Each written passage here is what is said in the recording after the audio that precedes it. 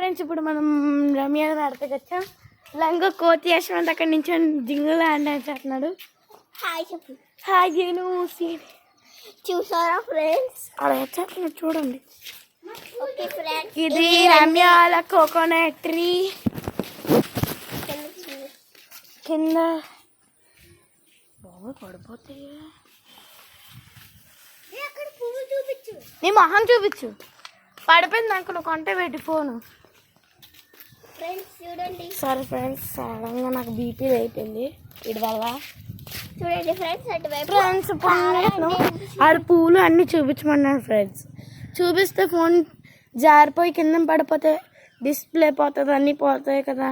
డబ్బులు ఎవరిస్తారు మనకి చెప్పండి? మీరు ఇస్తారా? వీడు ఇస్తాడా? ఇల్లు ఇది ఇస్తారా? ఎవడెవడం.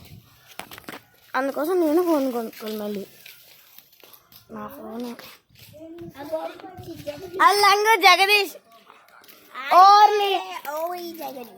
ఎలా ఆడ బట్టలు ఇప్పుకొని అక్కడ ఉన్నాడు కదా సాయి కూడా. ఆడి పేరు సాయి.